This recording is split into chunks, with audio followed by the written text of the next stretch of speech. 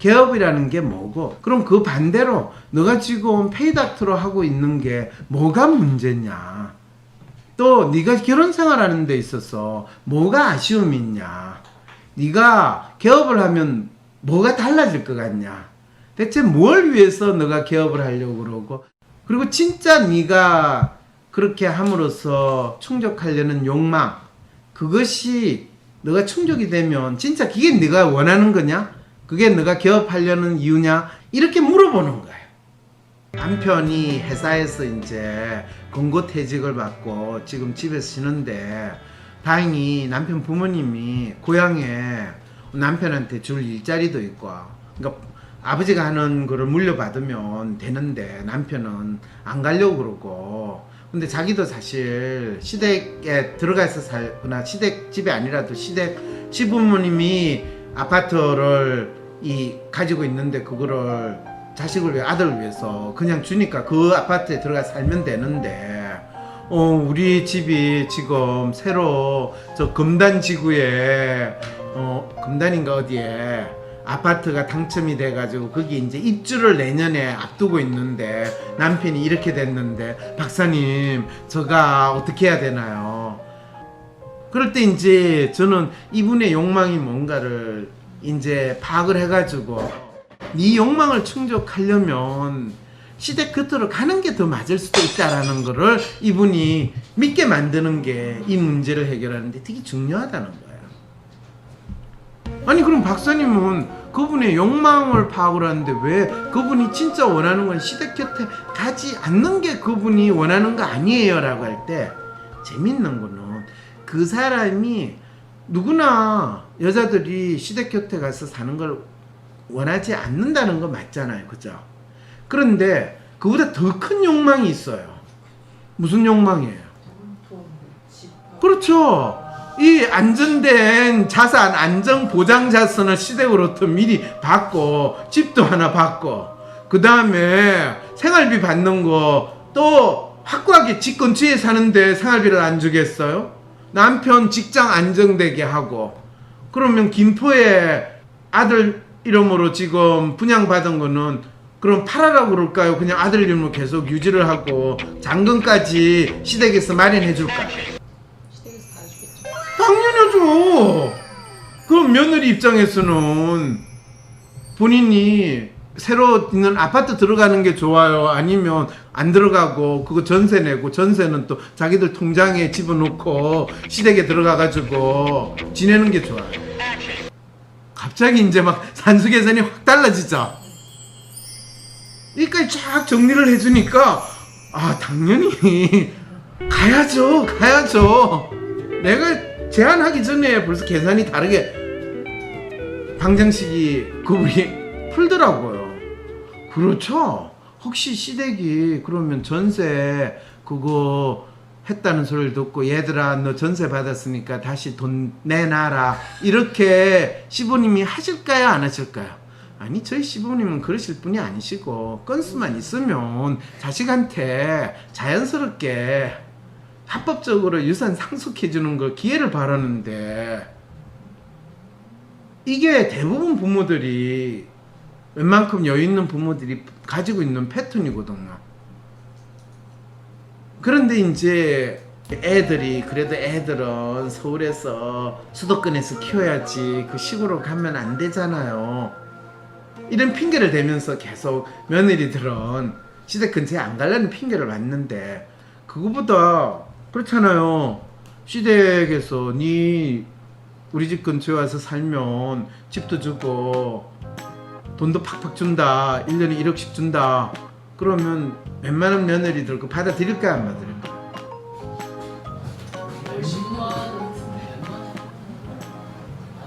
웬만하면 다 받아들이겠죠. 그래도 죽어도 안 간다라는 며느리 있긴 하겠지만은, 그거는 그 며느리가 능력이 있거나 그 정도 돈은 우리 친정에서 내가 받는다 라고 할 때는 그렇게 돼요. 그러니까 사람들마다 상황과 성향에 따라서 이게 다 다르다라는 거를 하나하나 확인해야 되거든요. 이제 이런 것들이 상담에서 이 끊임없이 그 상황에 대해서 물어보고 들어보면서 그 사람이 정답처럼 정해진 게 아니라 어떻게 다양한 가능성이 있을까를 생각을 해보는 거예요. 그래서 여러분들이 상담하면 꼭 그 사람의 심리적인 문제만 생각을 하는데, 우리의 정서와 심리 문제라는 것은 우리의 생활 속에서 내가 속해 있는 환경에 따라서 엄청나게 달라지는 거. 남들은 죽어도 안 한다는 시집살이를 얼마나 잘하는 거. 그렇잖아요. 재벌가에 가가지고 예 어머님 이러면서 너무나 잘하는 며느리가 있고, 뭔 소리야 네가 바람 펴 나도 그럼 맞바람 펴 이래가지고 하는 며느리도 있거든. 그 기본 조건은 그 정도 돈은 나도 만들 수 있어 라고 할 때 달라지는 거예요. 그런데 그거를 정확히 알면, 서로 딱 정확히 알면 이게 아주 잘 되는데, 그게 정확히 서로 안 되고 엉뚱한 생각을 하면 아주 힘들게 생활이 어려워지는 거죠. 이게 상당히 많은 갈등이거든요. 특히 뭐 대부분의 가족 관계에서 일어나는 문제. 왜냐면 그 사람이 이야기하는 거에서 정답 같은 거를 찾는 작업에 들어가거든요.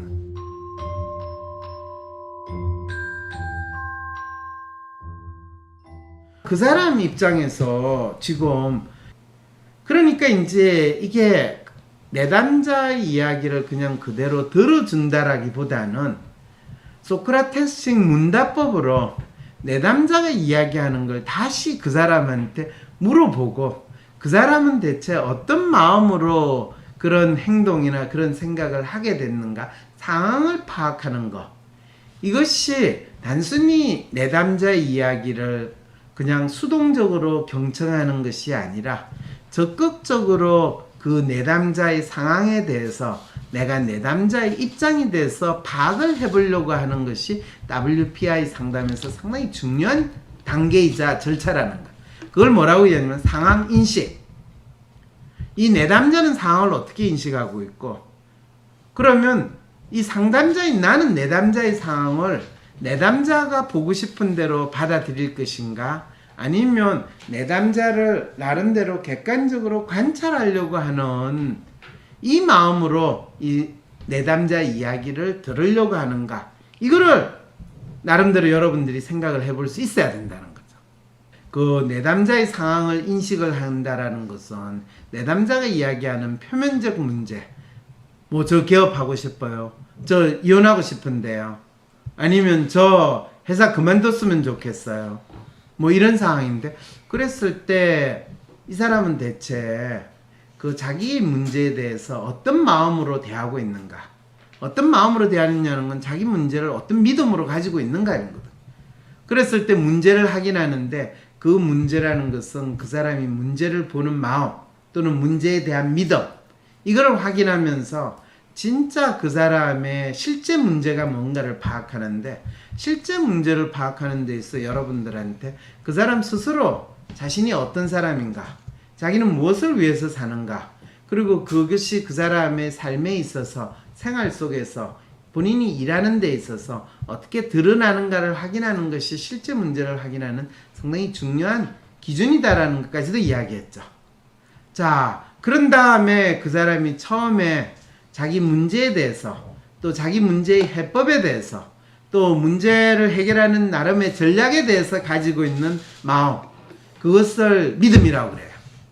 그 마음이 바뀌는 과정이 상담이 일어나는 과정인 거죠.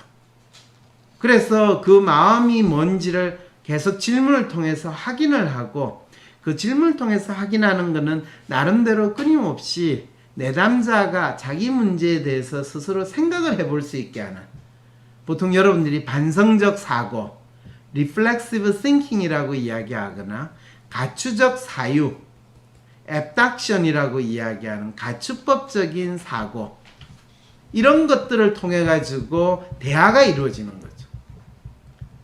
여러분들이 저하고 대화를 나누면 상당히 재밌죠, 그죠? 왜 재밌어요? 저희 다시 한번 물어보시니까. 그렇죠. 상담할 때는 그 사람이 이야기한 거 하나 둘 셋 이 3단계 정도까지 너가 이런 이야기를 했거든. 그런데 너가 이렇게 답을 했거든. 그 다음에 그래서 내가 이렇게 질문했거든. 그래서 내가 이렇게 이야기했는데 그렇게 이야기하는 건 처음에 내가 질문한 거하고는 지금 안 맞거든. 이게 왜 그러지? 라는 질문까지를 연속적으로 할 수가 있거든요. 그러면 와 내가 기억력이 엄청 좋다라고 착각할 수 있겠죠. 그죠? 근데 일상생활에서는 그게 잘 안 일어나요. 근데 상담할 때는 그게 일어나요. 매뉴얼이 높으신 분들은요 이걸 잘하기가 힘들어요. 사실은 이 아이디얼 매뉴얼이나 로맨 매뉴얼이 가장 먼저 해야 되는 건 자기와 상담을 해야 돼요. 그러니까 자기에 대해서 자기가 질문을 던지고, 그러니까 자기라는 A를 놔두고 여기 콜라병 네가 나야 그러면서 콜라병을 대신해서 자기가 이제 질문을 던지고 거기에 대해서 답변을 하고, 그 다음에 다시 또 나로 콜라병한테 또 질문을 던지고 또 거기에 답변을 하고 이러면서 상담을 하는 방법도 있거든요. 네, 여기 나오신 분을 네. 보니까 매뉴얼적인 사고 중에 이걸 끼워 맞춘다라고 말씀을 하시더라고요. 그렇죠. 어떤 상황이 되면. 근데 저도 지금 제가 이 차례 분석 세미나를 8번째 오고 있는데 네. 올 때마다 맞아 나도 그랬어. 내가 문제는 이것 때문 아닐까? 또 이 사람한테 끼워 맞추고. 그렇죠. 맞아 이 사람 이런 것도 있지. 맞아 나도 그런데. 그렇죠. 그래서 내가 그동안 8번 동안 내나 그것만 하고 왔나. 그것만 한 거라도 얼마나 대단한 일이에요. 아니 그러니까 저는 제 문제는 있지 않아요? 아, 그럼요. 문제가 아니 있지 않아요? 네, 그래서 아니 이거를 진짜 내 문제가 아니라 남의 문제를 다시 나한테 갖고 와서 내 문제로 만들고 있나. 내가 내 문제를 해결하고 싶으니까 왜 그런 거 있잖아요. 여기도 보면은 시설 깔끔하고 이러니까 나는 여기에 개업하고 싶다 이렇게 자기가 그렇죠, 생각해 맞추는 거 그렇죠, 똑같이 그렇죠. 내가 이 사람의 문제를 내 문제로 끼워 맞춰서 이 해결책이 나의 해결책이었으면 좋겠다라는 이런 희망이 작용한 게 아닌가 이런 생각도 드는 거예요. 맞아요. 정확히 그래요. 어떡해요? 어떡하긴요. 그냥 그래서 요즘 사람이 저기서 보면 매뉴얼이 높으면 있는 그대로 받아들이기 어려운 걸까요? 받아들이기 힘들어요. 그래서 자기가 보는 방식과 다르게 보는 거에 대해서 끊임없이 물어봐야 돼요. 근데 저도 상담을 받는 게 나을까 이렇게 생각을 했는데 네. 제가 그걸 안 하는 이유가 뭐냐면 네. 저 그동안 사실 상담을 받은 건 많았어요. 뭐 정신과 상담도 받고 그다음에 심리 그럼요. 상담하시는 거 받고 그럼요. 그런데 뒤돌아서 막 얘기를 하고 나서 막 제 기분을 알아주고 이러니까 되게 기분은 좋긴 한데 네. 막상 돌아 생각을 해보면 나도 그 말은 하겠다 이런 느낌이 드는 거예요. 지금 본인이 받은 상담은 의학 치료 모델의 상담이거나 일반 상담 모델에 따라서 상담을 받은 거지. 아니 그리고 그 심리학 전공하시는 분 아니 심리학 전공을 한 사람들이 대다수가 일반 상담 모델 수준을 결코 벗어날 수 없어요. 그러니까 저도 제 문제가 되게 많고 저도 제가 그 똑똑한 사람은 아닌데 너나 잘하세요라는 얘기가 정말 여기까지 올라오는 거예요. 그다음 니나 잘하세요라고 이야기하고 그 다음에 안 갔을 거 아니에요. 그렇죠. 네, 그럼 됐죠. 뭐. 네. 그래서 중요한 거는 지금 이 본인이 가지고 있는 통념과 같은 믿음과 또 새로운 믿음이라는 게 어떻게 생긴지를 뚜렷이 확인할 수만 있다면 이 WPI 상담에서 어떤 변화라는 게 일어나는데 사실은 그것 자체를 구분하기조차도 쉽지 않다는 거예요. 또 그렇게 되는 과정에 WPI 상담에서는 이 사람이 정상이냐 비정상이냐 그거를 따지는 게 아니라 이 내담자는 어떤 욕망을 가지고 있는가, 이 사람이 원하는 게 뭔가, 그 다음에 이 사람이 문제를 해결하려는 마음이 얼마나 강한가, 절실함이 얼마나 강한가, 진정성, 절실함, 그냥 MB가 말하는 진정성이 아니고 진짜 본인이 이거에 대한 절실함이 있는가, 또 그거를 자기가 그걸 해결하려고 하는가, 다른 누군가가 해결해 주기를 원하는가, 이 부분인 거죠. 자, 그러니까 절실함이 없는 내담자에게 상담자는 어떤 지원을 할 수 있나요? 상담자가 해줄 수 있는 게 별로 없어요. 다음에 또 상담하러 오라 그 이야기하는 것밖에 없고, 가능하면 상담비를 왕창 더 비싸게 만들어야 되는 것밖에 없어요. 그럼 절실함이 생기게 되는 거죠. 네. 아니 그 방법이 상당히 효과적이라는 걸 제가 생각을 했어요. 근데 또 비싸다고 안 오고 그러다가 온갖 삽질을 다 한 다음에 또 와가지고 어떻게 해주세요 이러는 분들도 있어요. 그래서 참 안타까워요. 그러니까 다른 데 가가지고 10번 상담을 했는데 아무런 도움이 안 됐어요. 그래놓고 내한테 한 번 와가지고 상담을 와가지고 너무 비싸서 못 와요. 근데 다른 데 10번 왔으면 벌써 몇 번 내한테 상담을 받고도 남았겠다 싶은데 사람들이 지금 돈의 문제가 아니에요. 자, 내담자가 상황을 인식하는 거, 왜 상황 인식에 대해서 중요하다고 제가 이야기를 했나요? 내담자 입장에서 상황을 파악해야 돼요. 그렇죠. 놀라운 거는 내담자가 자기 문제를 상담하러 왔잖아요. 그런데 그 내담자가 자기가 처해 있는 상황을 제대로 인식할까요? 인식하지 못할까요? 인식을 못하는 것이 대부분의 상담에 오는 내담자의 특성이기도 하고 상황이기도 하다. 또는 내담자의 마음이다 라고 이 상담하는 사람은 꼭 알아야 돼요. 그럴 때 어떤 분이 너무 삽질하는 거를 많이 해서 또 너무 뻔한 소리를 해서 박사님 죄송해요 제가 뻔한 소리를 해서 그럴 때 나로서는 당신이 그 소리를 하면서 삽질을 하니까 내한테 왔지 잘할 것 같으면 내한테 오지 않지 않았냐 이렇게 제가 친절하게 또 응답해 주기도 해요. 사실 그것도 맞는 이야기잖아요. 본인이 자기가 처해 있는 상황을 잘 파악하면 왜 상담하러 오겠어요. 이미 문제 해결하고 잘 살 텐데 그게 안 되니까 왔지. 그래서 그 사람이 삽질을 하고 상황 파악을 못하는 거를 제가 결코 야단치지 않아요. 제가 대면 상담할 때는. 사실은 뭐 상담을 매주 하는 게 좋다고 하지만 그거보다는 자기 상담을 5번, 10번 듣는 게 훨씬 나아요. 그런 다음에 본인이 그 상담에서 어떤 마음으로 어떤 믿음을 보이고 있는가를 확인하고 또 자기가 진짜 변화에 대한 욕망이 얼마나 강한가. 근데 대부분 듣다 보면 자기가 참 별로 변하고 싶지 않은데 이 사람이 갑자기 나를 뿅 하는 바꾸게 하는 마법을 걸어주기를 원하는 마음으로 왔다는 걸 느낄 때 참 황당하거든요. 그래서 이 WPI 상담에서 그 사람의 욕망이 뭔가를 확인하는 거는 우리가 신체적으로 아파요 해가지고 병원을 가서 치료를 받으려고 하는 정도만큼이나 마음이 아파요 하는 사람들이 병원에 가가지고 약 주세요 해가지고 약 받아 먹는 거를 이 해법이라고 생각하지 내 마음이 내가 어떤 욕망을 가져가지고 어떤 삽질을 하고 있는가 라는 거를 찾으려고 하는 건 잘 없다는 거예요. 이제 이런 부분에서 차이가 조금 있어요. 자, 그래서 여러분들이 봤을 때 내담자의 배경 및 내담자가 인식하는 상황을 한번 보세요. 이전 상담 이후 대구에 내려가서 금진센터에서 새로 일하기로 하고 아파트를 알아보는 등의 준비를 해왔다. 그러나 대구에 내려가는 것이 맞는지에 대해 확신이 서지 않았다. 왜냐하면 대구로 내려가면 자기가 좀 마치 낙향하는 것 같고 서울에 가서 내가 서울이나 수도권에 가서 성공하리라 생각했는데 안 되는 것 같은 느낌도 있고 또 이 뭔가 서울에서 돈이 더 잘 벌릴 것 같은데 이런 마음도 있고 그런데 친구의 추천으로 하남 지역의 양도 물건을 보게 되었고 방문후 느낌은 지역적 조건, 내부 시설 등이 마음에 들어 호감이 있었다. 근데 왜 그러냐 하면 병원을 인수인계를 받을 때 웬만한 병원은 권리금을 최소한 1억에서 2억을 줘요. 식당도 하다못해 몇천만 원씩. 그러니까요. 그런데 권리금을 주고 그거를 인수를 받는 사람은 성공하기 참 힘들어요.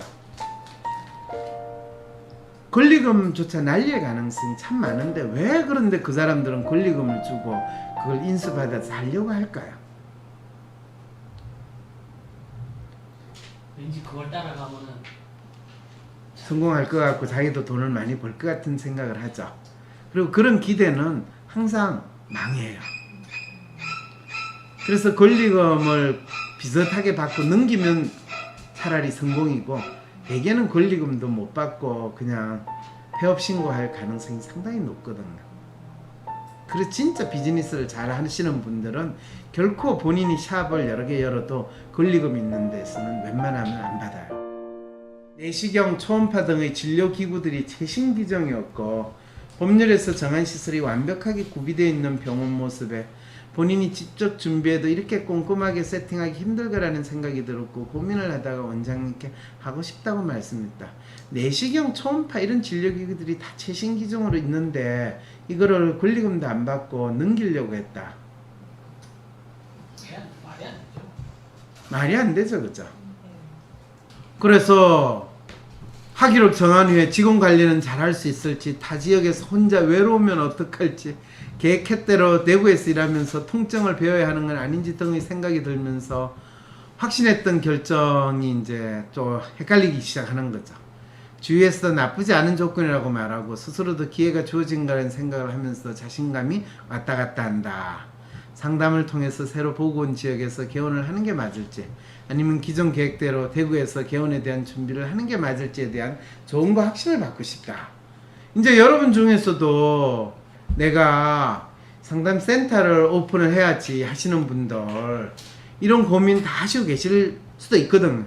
그래서 이런 것들을 생각을 했을 때 어떻게 하는 게 좋을 것인가, 열기 전에 내가 어떻게 스스로 내가 또 준비를 해 나갈 것인가, 이런 것들에 대해서도 생각하는 거. 똑같은 나 스스로 나한테 상담을 한번 해보자, 이런 거하고 똑같이 생각을 하면 이분한테 여러분들 뭐라고 이야기해 줄 수 있을 것 같아요. 내담자의 문제인식. 내담자는 자신의 문제를 무엇이라고 생각하는가? 문제에 대해서 내담자가 나름대로 가지고 있는 정답은 무엇인가?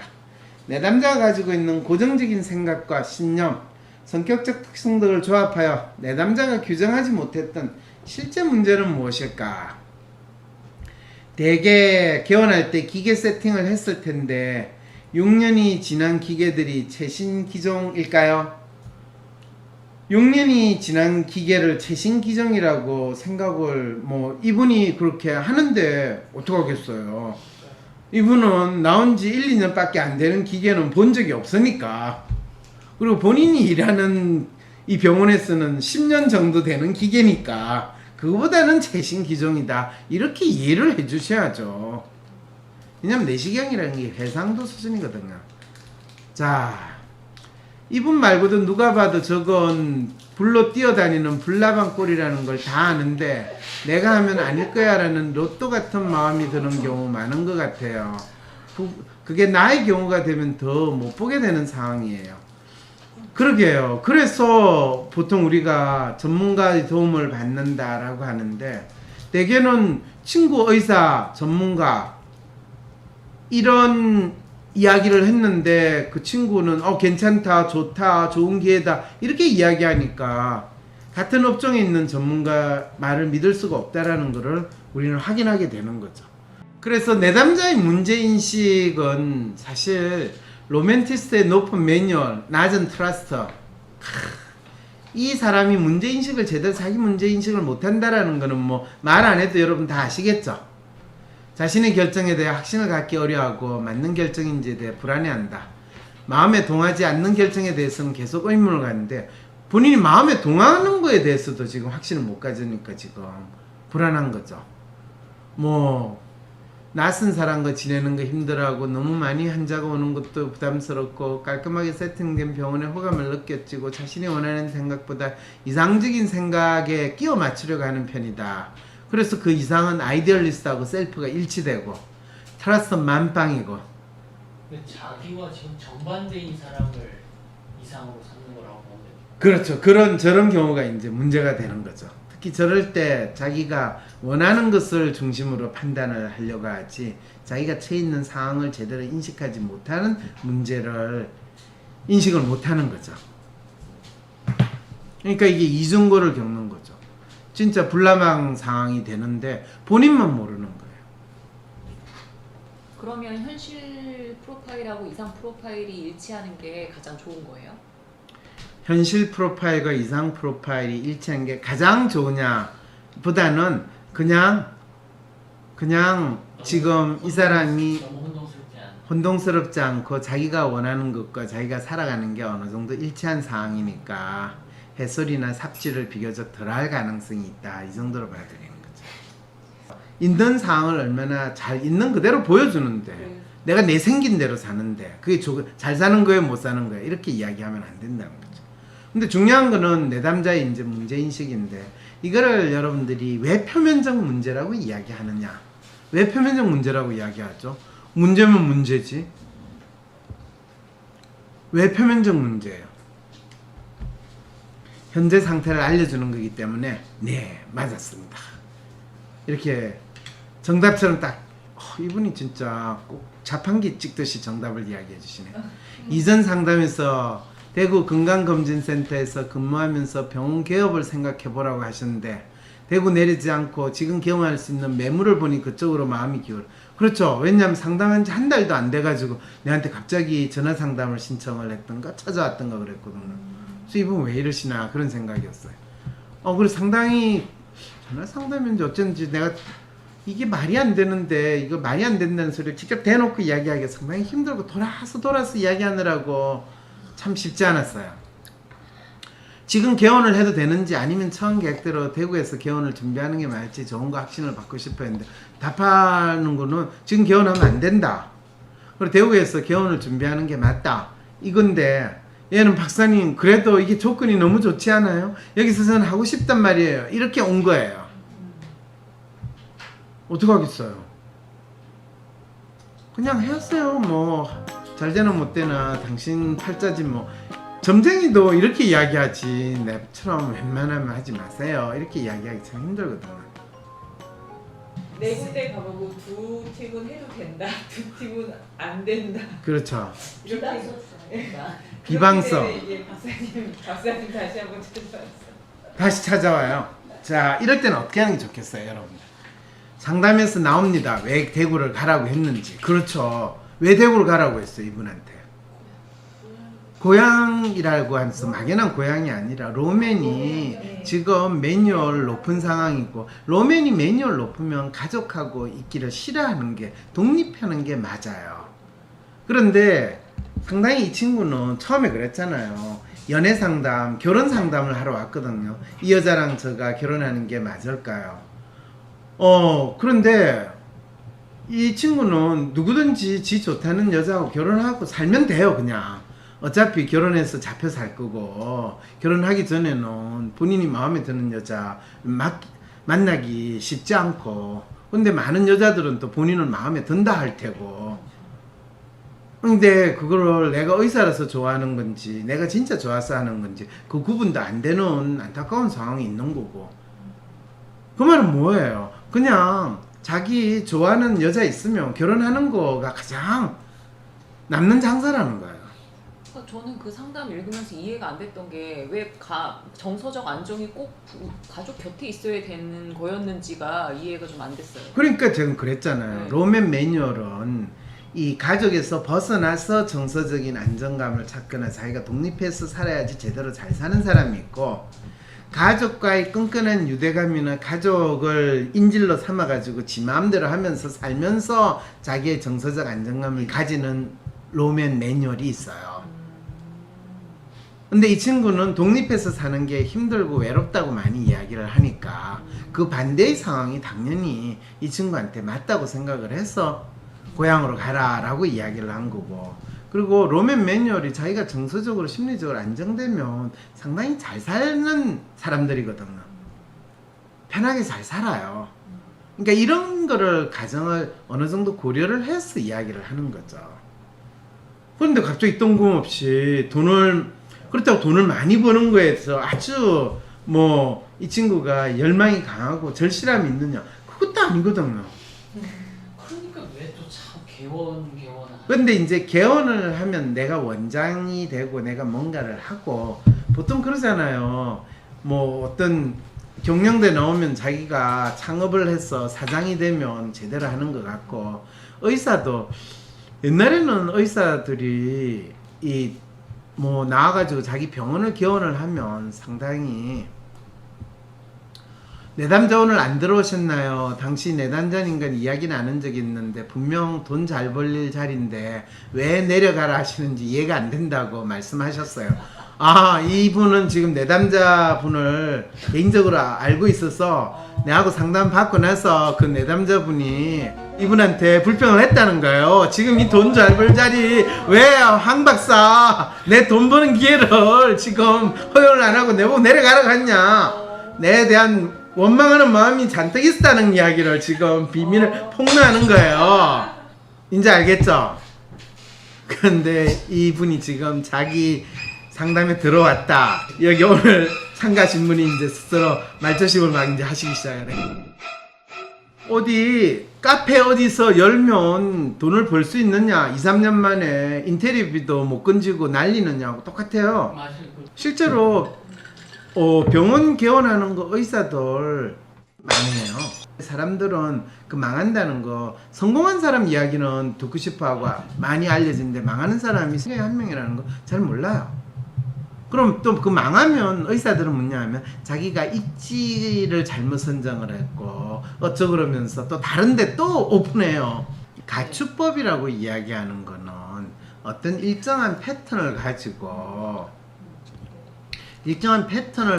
사람들이 이렇게 행동한다라는 많은 관련된 정보나 지식이 일단 있고, 그 패턴을 어떤 사람이 보일 때 이 사람은 어떤 패턴의 내용으로 나오는가를 추론을 해가지고 설명을 하는 거예요.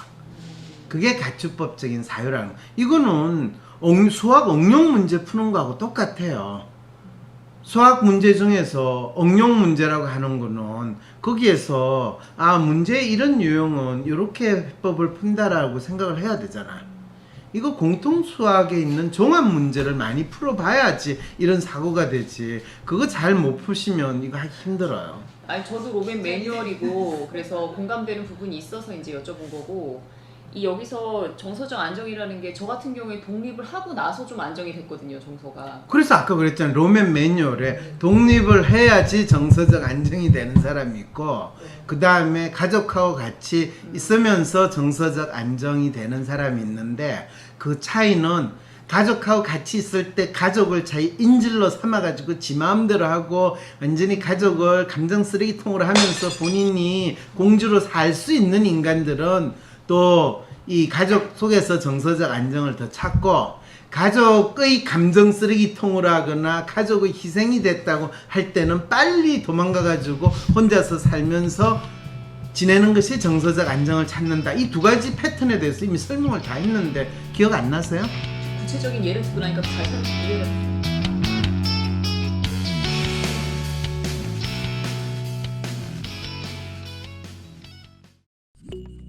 외국에서 20년 넘게 살다가 황심소를 보니 실질적인 해법을 많이 주고 상담하는 것도 배우고 싶어서 워크숍에 참여했어요. 나 자신을 알고 변화하는 데 도움이 될 뿐만 아니라 다른 사람을 이해하고 주변 사람들이 가지고 있는 문제나 어려움을 해결하는 데도 도움을 줄 수 있을 것 같아요. 11월 14일 온 오프라인으로 진행되는 WPI 초급과정 워크숍에 참여하세요. 새로 찾는 21세기 심리학. 이 심리학에 대한 강도, 단순한 심리학에 대한 강독이 아니라 내 마음을 찾고 내가 21세기 이 코로나19 바이러스 팬데믹 시대에서 어떻게 내가 제정신을 가지고 살아갈 수 있을까? 마치 자기 마음을 잃어버려 너무너무 힘들어하는 주위에 있는 사람들을 이해하고 이 땅에서 제대로 살 수 있을까? 혹시 조금이라도 이런 마음을 가지신 분이 있다면 새로 찾는 21세기 심리학 강독, 이 강좌에 여러분들이 참여함으로써 저와 함께 심리학의 역사, 심리 또는 마음이란 무엇인가에 대한 공부를 해나갈 때 여러분들이 스스로 독립된 존재로서 자기 마음의 주인이 될 수 있는 길을 여러분들이 찾을 수 있을 것입니다. 뭔가 매일 불안하고 나도 알 수 없는 내 마음. MRI 찍듯이 내 마음을 볼 수 있다면 좀 마음이 편해질 것 같은데. 그렇다면 내 마음을 알려줄 마음의 MRI 검사, WPI 검사를 해보세요. 매사에 불안하고 쉽게 상처받고 걱정 많은 나를 위해 마음을 알려주고 치유해주는 WPI 검사를 해보세요. 검사는 황상민의 심리연구소 사이트에서 하실 수 있습니다. 황상민 박사님과 1:1 비공개 상담을 할 수 있다고요? 비슷한 WPI 프로파일, 상담 사연을 봐도 알 수 없었던 자신의 본질적인 문제를 파악하고 생각지도 못했던 실용적인 해결 방법을 얻으실 수 있습니다. 자기 삶의 통찰을 얻으시고 반복되는 문제에서 벗어나 원하시는 삶을 살아가세요. 관련 문의는 위즈덤 센터로 연락 바랍니다. 때론 귀여움으로, 때론 멋진 스타일로, 때론 호통으로, 또는 날카로운 통찰로 때론 허당미까지 당신의 불면을 밝혀줄 황상민의 심리상담소가 훨훨 날아갈 수 있게 작은 약속이 모여 응원해주세요. 후원해주세요. 당신의 후원으로 쑥쑥 크는 황심소. 해피 나눔을 통해 후원 가능합니다.